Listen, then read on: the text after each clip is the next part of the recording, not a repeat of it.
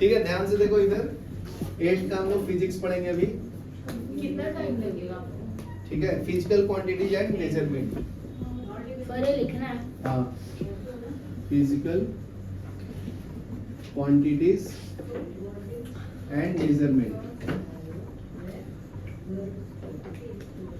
ठीक है, ध्यान से देखो। तो फिजिकल क्वांटिटीज क्या होता है बताओ, जिसको हम लोग मेजर कर सकते हैं ना, जैसे मास हो गया, लेंथ हो गया, टाइम हो गया, करंट, इलेक्ट्रिसिटी। तो फर्स्ट अपने को पढ़ना है डेंसिटी के बारे में। तो डेंसिटी को कैसे डिफाइन करता है? It is the ratio of mass by volume, बराबर ना। तो डेंसिटी को रो से रिप्रेजेंट करते हैं, मास को एम से, वॉल्यूम को वी से। तो इसका यूनिट क्या होगा? डेंसिटी का मास का यूनिट होता है केजी, वॉल्यूम का यूनिट होता है मीटर क्यूब। तो यूनिट हो गया केजी पर मीटर क्यूब। तो एक्सप्लेनेशन बता देता हूँ।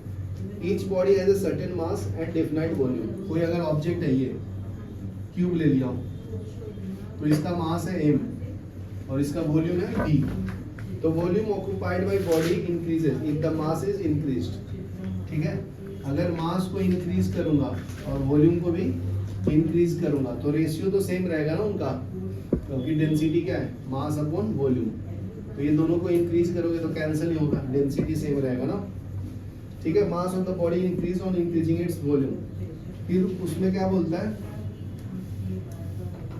अगर डायरेक्ट क्या करूं, क्रॉस मल्टीप्लाई कर दो तो डेंसिटी इक्वल टू क्या? Mass upon volume. तो यहाँ पे मल्टीप्लाई कर लो तो density equal into volume equal to mass. तो मास को इंक्रीज करेंगे तो वॉल्यूम बढ़ेगा।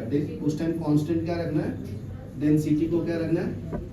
कांस्टेंट। Density is constant.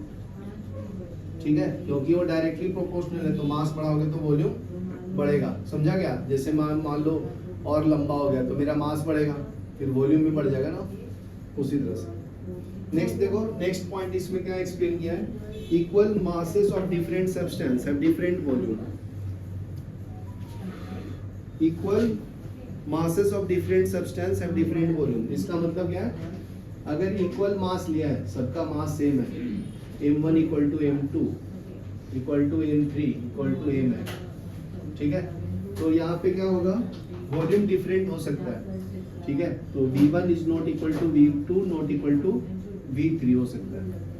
ये समझा? मास सेम हो सकता है, वॉल्यूम डिफरेंट हो सकता है। जैसे मैं 80 kg का हूँ तो 80 kg का बंदा है तो वो छोटा भी तो हो सकता है, लंबा भी हो सकता है, पतला भी हो सकता है ना। तो वॉल्यूम डिफरेंट हो सकता है, मास अगर सेम है फिर भी। ठीक है ना। तो नेक्स्ट देखो, volume of cotton is much larger than the volume of equal mass of lead. तो इसमें एक कॉटन का एग्जांपल दिया था। कॉटन का मान लो ऐसा है, मास है इसका 10 ग्राम। उसी तरह से लेड है, हैवी मेटल है ना लेड, जिसको लीड बोलते हैं तुम लोग, पीवी से रिप्रेजेंट करते हैं। ठीक है, इसका भी मास है 10 ग्राम, लेकिन देखो इसका वॉल्यूम है ज्यादा। मान लो ये है 100 मीटर क्यूब, इसका वॉल्यूम है 10 मीटर क्यूब। तो देख सकते हो इसका वॉल्यूम ज्यादा है। समझा? नेक्स्ट देखो, this is because particles of lead are closely packed. तो ये सॉलिड पार्टिकल है ना, और ये क्या है? सेमी सॉलिड है, सेमी सॉलिड। तो इसमें क्या होता है, जो पार्टिकल्स है वो दूर दूर है ना, तो इसलिए क्या हो गया? वॉल्यूम ज्यादा हो गया। और इसमें क्या है? पार्टिकल्स टाइटली बॉन्डेड है लेड में, तो क्लोजली पैक्ड है। समझा? तो इसका वॉल्यूम क्या हो गया? कम हो गया। समझा कविस? In other word, lead is denser than cotton. तो ऐसे कंडीशन में क्या बोल सकते हैं कि डेंसिटी किसका हाई है? Density is more for lead. Cotton का less density, cotton has less density. ठीक है, ये लिख लो। फिर नेक्स्ट पॉइंट क्या है? Equal volume of different substance and different masses. तो उल्टा भी बोल सकता हूँ ना, अगर वॉल्यूम सेम है तो मास भी अलग अलग हो सकता है ना। तो नेक्स्ट कंडीशन क्या है? v1 equal to v2 equal to v3 equal to v है, तो मासेस कांट बी इक्वल। ये भी कंडीशन वैलिड है। तो इसका एग्जांपल क्या दिया? Mass of iron is much more then mass of equal mass of would. ठीक है, तो वॉल्यूम सेम हो सकता है। जैसे ये आयरन है और ये सेम कंटेनर का कॉटन है, चाहे वुड मान लो, ठीक है ना। तो वॉल्यूम दोनों का सेम है, V1 इक्वल टू V2, लेकिन आयरन का मास जो होगा वो ज्यादा होगा as compared to mass of wood, क्योंकि इसमें जो एटम्स वो टाइटली बॉन्डेड है, तो ज्यादा एटम्स है ना इसके अंदर वुड है, तो दूर दूर थोड़ा पार्टिकल्स है, समझा क्या? तो ऐसे कंडीशन में क्या आएगा बताओ? This is because particles of iron are closely packed, hence iron is density.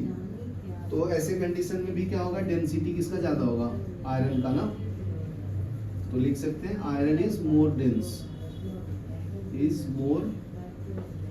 Dense then would. चलो यहां तक लिखो, फिर आगे बढ़ो। ठीक है, तो अभी देखो नेक्स्ट है relationship between SI unit and CGS unit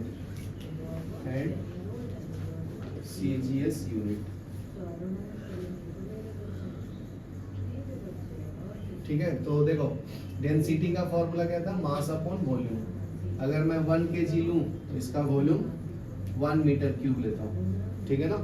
तो ध्यान से देखो 1 kg इक्वल टू कितना ग्राम होता है? 1000 ग्राम होता है। और इसको सेंटीमीटर में करूंगा तो कितना होगा? 1 मीटर इक्वल टू 100 सेंटीमीटर होता है, तो इसका क्यूब होगा, समझा?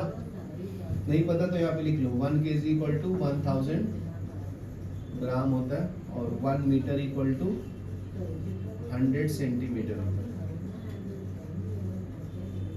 इसका मैं यूज किया हूँ यहाँ पे, ठीक है? तो डेंसिटी इक्वल टू क्या आएगा? तो डेंसिटी इक्वल टू कितना हो गया? 1000 ग्राम, ठीक है? SI यूनिट में क्या आता है? मीटर केजी, मास का यूनिट केजी SI यूनिट में। SI का ये क्या है? Full form standard international unit, standard international unit, ठीक है? और CGS का फुल फॉर्म क्या है? सेंटीमीटर ग्राम सेकेंड, ठीक है? तो पूरे वर्ल्ड में SI यूनिट को फॉलो करते हैं, इंडिया में CGS को अपने गांव में, घर द्वार में, आसपास में, ठीक है? तो 1 kg इक्वल टू 1000 ग्राम लिख दिया, 1 metre equal to 100 centimetre cube लिख दिया। तो यहाँ पे कितना आएगा? इसका पावर 3 है ना, तो 100 3 टाइम्स मल्टीप्लाई होगा कविस, और यहाँ पे सेंटीमीटर का पावर 3 हो जाएगा ना। तो ये 3 है तो 3 दोनों के लिए वैलिड है ना पावर, तो कैंसिल कर लो, 3 0 से 3 0 जाएगा, तो नीचे में क्या आ जाएगा? 1 ग्राम अपॉन 10 का पावर कितना आएगा? 1 2 3, तो 10 का पावर 3 आएगा सेंटीमीटर क्यूब। डेंसिटी को ग्राम पर सेंटीमीटर क्यूब में कन्वर्ट करना, इसको ऊपर लेंगे तो 10⁻³ ग्राम पर सेंटीमीटर क्यूब आएगा। तो ये CGS यूनिट होगा, समझा महेश बाबू? तो एक न्यूमेरिकल है, उसके बाद खत्म करेंगे। तो एक न्यूमेरिकल है, mass of iron cube of volume कितना दिया है इसका? 10 सेंटीमीटर क्यूब। मास कितना दिया है? 78 ग्राम। तो इसका क्या निकालना है? डेंसिटी निकालना है। तो डेंसिटी इक्वल टू क्या होता है? मास अपॉन वॉल्यूम। तो मास का वैल्यू कितना है? 78 ग्राम डिवाइड बाय वॉल्यूम कितना है? 10 सेंटीमीटर क्यूब। तो ये 7.8 ग्राम पर सेंटीमीटर क्यूब आएगा। ये समझा क्या कविश? कृषांत समझा? 78/10 7.8 होगा ना। नेक्स्ट क्वेश्चन है इसमें, mass of 1 centimetre cube. Second question है, वॉल्यूम दिया है 1 सेंटीमीटर क्यूब और मास दिया है 1 ग्राम। तो सीधा डिवाइड कर दो, density equal to mass upon volume, 1 gram upon 1 centimetre cube. तो इसकी डेंसिटी कितना होगा? 1 ग्राम पर सेंटीमीटर क्यूब। यहाँ तक क्लियर है? थर्ड न्यूमेरिकल देखो, a piece of copper of mass, mass कितना दिया है? 8.9 kg, हैज वॉल्यूम, वॉल्यूम कितना दिया है? 0.001 मीटर क्यूब। तो डेंसिटी कितना होगा कॉपर का? मास अपॉन वॉल्यूम, मास कितना है? 8.9 डिवाइड बाय 0.001। यहाँ पे ध्यान दो सबको, कन्वर्जन करेंगे, कन्वर्जन की जाती है। सिर्फ इसको आंसर के फॉर्म में लिखेंगे। कैसे? देखो यहाँ पॉइंट हटाऊंगा तो कितना आएगा नीचे 10, और यहाँ पॉइंट हटाऊंगा तो 1000 आएगा। 1 2 0 3 0 है ना पॉइंट के बाद, तो उधर ऊपर में आएगा 1000। तो एक 0 से एक 0 गया, तो 89 इंटू 100, तो ये कितना आएगा आंसर? 89 मतलब 8900 kg पर मीटर क्यूब। ये आपका डेंसिटी आ गया, ये कॉपर का था। चलो लिख लो, आज के लिए इतना ही रखते हैं, बंद करो।